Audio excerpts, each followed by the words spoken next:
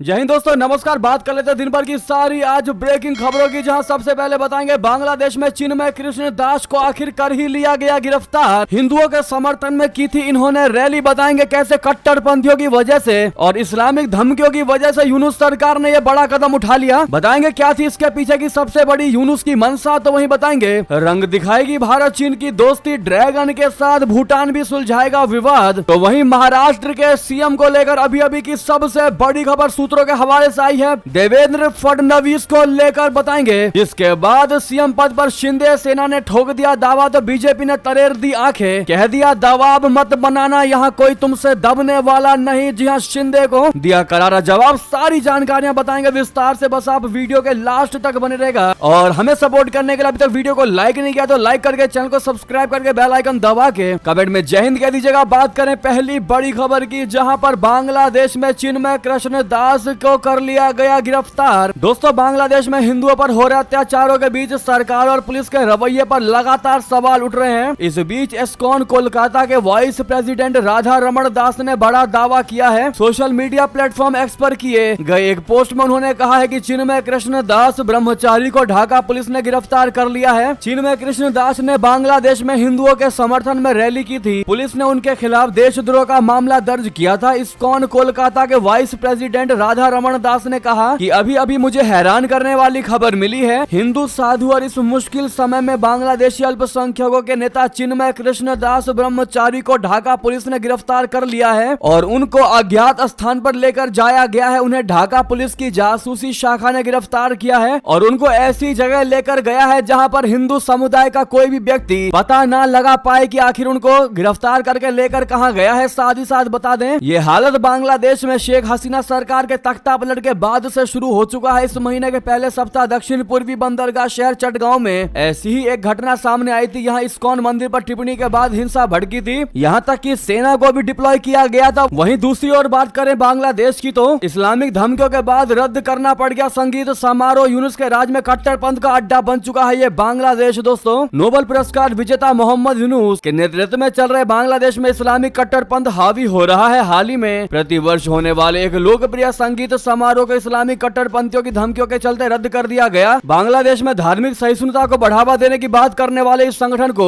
रहस्यवादी संप्रदाय के लोग चलाते हैं। शेख हसीना के सरकार के दौरान ये समारोह हर साल अपनी बेहतरीन प्रदर्शन के चलते लोगों के बीच में काफी लोकप्रिय था। अब आप अंदाजा लगा सकते हैं दोस्तों, बांग्लादेश में कट्टरपंथियों ने कितना बड़ा आतंक मचा रखा है कि हिंदू ठीक से जीवन भी नहीं जी सकते, म्यूजिक भी नहीं सुन सकते और पूजा करना तो दूर की बात है बांग्लादेश में। और अब तो बांग्लादेश में एक ही नेता बचे थे हिंदुओं के, उनको भी गिरफ्तार कर लिया गया है। दोस्तों, ऐसे में हिंदू अब करे तो करे क्या, अल्पसंख्यक बांग्लादेश में करे तो करे क्या। अगर आप भी मानते हैं ये बहुत ही बड़ा और सीरियस मुद्दा, इस पर इंटरनेशनल तरीके से एक्शन लेना चाहिए और भारत को भी एक्टिव होकर के इस पर अपनी बात रखनी चाहिए, तो कमेंट में राय देना मत भूलिएगा दोस्तों। और अभी तक वीडियो को लाइक नहीं किया है तो सामने लाइक का बटन है, हमें सपोर्ट करने के लिए दबा दीजिए। साथ ही साथ अगली खबर की बात करें, जहां ड्रैगन के साथ भूटान भी सुलझाएगा विवाद। दोस्तों, भारत और चीन ने बीते महीने एलएसी पर लंबे समय से बने विवाद को सुलझाने की घोषणा की थी। अब दोनों देशों की सेना एलएसी के विवादित क्षेत्र से पीछे हट गई है। दोनों देशों ने विवाद से पहले की स्थिति बहाल करने की बात कही है। दोनों देशों के बीच इस समझौते के बाद झटके में दुनिया की भू राजनीतिक दिशा बदल गई है। इस समझौते के कुछ ही दिनों के भीतर भारत और चीन के शीर्ष नेतृत्व के बीच रशिया में बड़ी बैठक हुई। उसके बाद दोनों देशों के विदेश मंत्री और रक्षा मंत्रियों के बीच भी बातचीत हुई। दोनों देश अब रिश्तों में गर्माहट लाने और आपसी सहयोग बढ़ाने पर जोर दे रहे हैं। बीते सप्ताह ही ब्राजील में G20 देशों के सम्मेलन में जयशंकर की चीनी विदेश मंत्री के साथ लंबी बातचीत हुई। अब इसी कड़ी में भूटान के साथ भी चाइना अपना सीमा विवाद सुलझाना चाहता है। भूटान संभवतः दुनिया का एकमात्र ऐसा देश है जो स्वतंत्र रूप से अपनी विदेश और रक्षा नीति तय नहीं करता। पड़ोसी देश के साथ भारत का दशकों पुराना समझौता है। इसी कारण भूटान भारत से सलाह लिए बिना इस दिशा में कोई कदम नहीं उठा सकता। जी हाँ, वही बता दें, पाकिस्तान में हिंसा भड़की विरोध करने उतरे 4000 इमरान समर्थक हुए गिरफ्तार। जी हाँ, पाकिस्तान के पूर्व प्रधानमंत्री इमरान खान की रिहाई के लिए पाकिस्तान तहरीक इंसाफ पार्टी यानी पीटीआई ने 24 नवंबर को विरोध प्रदर्शन करने का ऐलान किया था। वहीं शहबाज सरकार ने ऐसा न करने की चेतावनी दी थी और प्रदर्शन पर आतंकी हमला होने की आशंका भी जाहिर की थी। साथ ही शहबाज सरकार ने इस प्रदर्शन को कुचलने के लिए हर संभव तैयारी भी कर ली थी। लिहाजा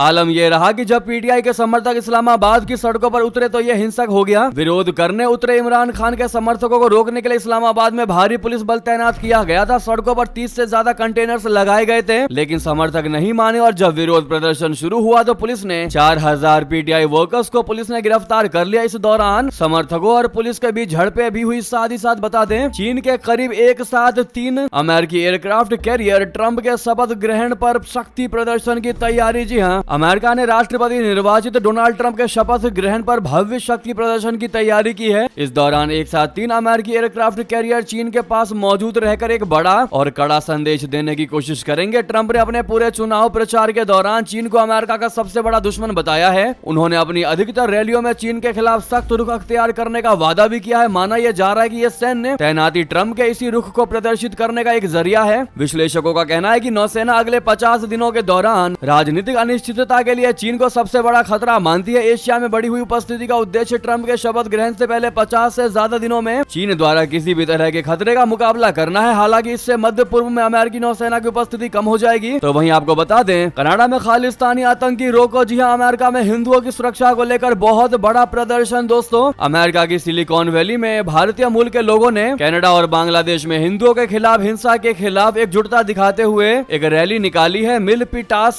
सिटी हॉल में एक बड़ी संख्या में भारतीय अमेरिकियों की एक सभा को संबोधित करते हुए समुदाय के नेताओं ने हिंदू अल्पसंख्यकों पर हमलों के बारे में बात की। समूह ने अमेरिका से मानवाधिकारों के उल्लंघन की घोर निंदा करने और कनाडा और बांग्लादेश सरकारों को अपने हिंदू अल्पसंख्यक आबादी की सुरक्षा के लिए जवाबदेह ठहराने की भी अपील की है। रैली में लोग खालिस्तानी आतंकवाद को रोकें, कनाडाई हिंदुओं की रक्षा करें, इस्लामी आतंकवाद को रोकें, बांग्लादेशी हिंदुओं की रक्षा करें जैसे नारे भी लगाते दिखाई दिए हैं। समूह की ओर से जारी प्रेस रिलीज में कहा गया है कि भारतीयों ने ब्रैम्पटन में हिंदू सभा मंदिर में हिंदू भक्तों पर हमले पर निराशा व्यक्त की है। जी हां, साथ ही साथ बता दें, भारत में ड्रग तस्करी पर बड़ा एक्शन। अंडमान में मछली पकड़ने वाली नाव से 5 टन ड्रग्स की खेत हुई जब्त। जी हां, भारतीय तटरक्षक ने अंडमान सागर में एक मछली पकड़ने वाली नाव से लगभग 5 टन ड्रग्स की खेप जब्त की है। रक्षा अधिकारियों ने ये जानकारी दी है। दावा है कि ये अब तक की जब्त होने वाली नशीली दवाओं की सबसे बड़ी खेप होने की संभावना है। ये बरामदगी ड्रग तस्करी और माफियाओं के खिलाफ चलाए जा रहे बड़े अभियान का हिस्सा है। इससे पहले महीने के शुरुआत में नारकोटिक्स नियंत्रण ब्यूरो यानी एनसीबी और अन्य सुरक्षा एजेंसियों ने गुजरात तट से 700 किलो मेथाम्फेटामाइन यानी मिथ बरामद किया था। बता दें कि इस कार्रवाई में 8 ईरानी नागरिकों को गिरफ्तार किया गया था। भारतीय जल क्षेत्र में हो रही इन घटनाओं से ये स्पष्ट है कि समुद्री मार्ग के जरिए नशीली दवाओं का व्यापार बढ़ता ही जा रहा है, जिसे रोकने के लिए लगातार सरकार गंभीर कदम उठा भी रही है। इस ड्रग तस्करी को रोकने के लिए भारतीय तटरक्षक, भारतीय नौसेना और गुजरात पुलिस के आतंकवाद रोधी दस्ते ने मिलकर ऑपरेशन सागर मंथन 4 चलाया था। वहीं बता दें, पाकिस्तान का बड़ा दावा, कहा भारत के तापस से बेहतर है नया किलर ड्रोन शाहपार 3, लेकिन अब खुल गई उसकी पोल पट्टी। बता दें, हाल ही में पाकिस्तान ने अपने स्वदेशी ड्रोन शाहपार 3 को लेकर बड़ी घोषणा की है। पाकिस्तान के रक्षा और एरोस्पेस क्षेत्र में इस दावे ने ध्यान आकर्षित किया है। देश के global industrial and defence solutions बोले तो गिट्स के सीईओ असद कमाल ने इसे दुनिया के सबसे शक्तिशाली ड्रोन में से एक बताया। शाहपार 3 की घोषित क्षमताएं इसे दुनिया के सबसे उन्नत ड्रोन की श्रेणी में ला सकती है, लेकिन विशेषज्ञों के अनुसार यह दावा वास्तविकता से परे लग रहा है। पाकिस्तान का स्वतंत्र रूप से ड्रोन निर्माण का रिकॉर्ड नहीं रहा है। इस ड्रोन का प्रोपल्सन सिस्टम अज्ञात है, जिससे इसकी असली क्षमता पर सवाल खड़े होते हैं। भारत का तापस ड्रोन यानी जिसको डीआरडीओ ने विकसित किया है, वो 28,000 फीट की ऊंचाई पर 24 घंटे उड़ान भर सकता है, जिसे विकसित करने में वर्षों लगे हैं। जी हां, पाकिस्तान का यह दावा वाकई में खोखला नजर आया है। वहीं बता दें, महाराष्ट्र में सीएम पद को लेकर सूत्रों के हवाले से बहुत बड़ी खबर, देवेंद्र फडणवीस का मुख्यमंत्री बनना तय है। जी हां दोस्तों, सबसे पहले हम अपने चैनल पर यह घोषणा कर रहे हैं इंडिया टीवी खबर के सौजन्य से, जहां महाराष्ट्र में सीएम पद को लेकर सस्पेंस जारी है। दिल्ली में बीजेपी चुनाव समिति के सदस्यों की आज बैठक होने जा रही है। आज या कल विधायक दल भी बैठक कर सकते हैं। कहा यह जा रहा है कि सीएम पद की रेस में देवेंद्र फडणवीस सबसे आगे हैं। हालांकि अभी तक पुख्ता तौर पर कुछ भी नहीं कहा जा सकता। महाराष्ट्र की सियासत से जुड़े पल पल के अपडेट्स हम आपको बताते रहेंगे। तो वहीं आज दोपहर में बड़ी खबर निकलकर सामने ये आई कि सीएम पद को लेकर हो रही चर्चा के बीच शिवसेना ने सीएम पद पर दावा ठोक दिया। इस मामले में संजय सिरसाट का बयान भी सामने आया। संजय सिरसाट ने कहा कि एकनाथ शिंदे मुख्यमंत्री पद की रेस से बाहर नहीं हुए हैं। चर्चा चल रही है, दिल्ली में इसका फैसला होगा। चुनाव में एकनाथ शिंदे ही सरकार का चेहरा था। हमारे विधायक चाहते हैं कि शिंदे सीएम बने। जल्द महाराष्ट्र में महानगर पालिका के चुनाव होने वाले हैं। ऐसे में फैसला लेते वक्त इन सब बातों पर विचार करना होगा। तो वहीं जैसे ही सीएम पद पर शिंदे सेना ने ठोका दावा, तो बीजेपी ने तरेड़ दी आंखें, कह दिया दबाव बनाना मत, क्योंकि यहाँ तुमसे कोई दबने वाला नहीं है। जी हाँ, महाराष्ट्र महाराष्ट्र में मुख्यमंत्री पद पर एकनाथ शिंदे की शिवसेना के दावे से बीजेपी नाराज हो गई। बीजेपी के मैनिफेस्टो कमेटी के प्रमुख और पूर्व सांसद विनय सहस्त्रबुद्धे ने शिंदे सेना को आईना दिखाया। सहस्त्रबुद्धे ने साफ लफ्जों में कह दिया कि दबाव बनाने से कोई फायदा नहीं होगा, क्योंकि मुख्यमंत्री पद पर बीजेपी कतई भी झुकने वाली नहीं है। जी हाँ दोस्तों, ऐसे में अगर हम आपसे पूछे, वैसे तो पूरी चांसेस है कि देवेंद्र फडणवीस ही महाराष्ट्र के सीएम बनेंगे, क्योंकि बीजेपी की सीट ज्यादा है। तो पूरा अनुमान है दोस्तों कि देवेंद्र फडणवीस ही सीएम होंगे। लेकिन अगर हम आपसे पूछें कि किसको सीएम बनाना ज्यादा बेहतर होगा महाराष्ट्र में, क्योंकि उप मुख्यमंत्री के पद पर देवेंद्र फडणवीस सीएम पद छोड़कर आए थे, ऐसे में उनके इस सेक्रीफाइस को बीजेपी जरूर पूरा करेगी, ऐसा लग रहा है। आपके हिसाब से कौन होना चाहिए दोस्तों महाराष्ट्र का सीएम? देखते हैं भारत की जनता क्या कहती है, क्या है उनकी राय। साथ ही साथ ये अभी की सारी बड़ी खबर, आपको खबर कैसी लगी बताना बिल्कुल मत भूलिएगा, और इस वीडियो को लाइक करके चैनल को सब्सक्राइब करके बेल आइकन दबा के कमेंट में जय हिंद कह दीजिएगा। मिलते हैं अगली खबर में, यहाँ तक बने रहने के लिए आप सभी का बहुत बहुत धन्यवाद। जय हिंद, जय भारत।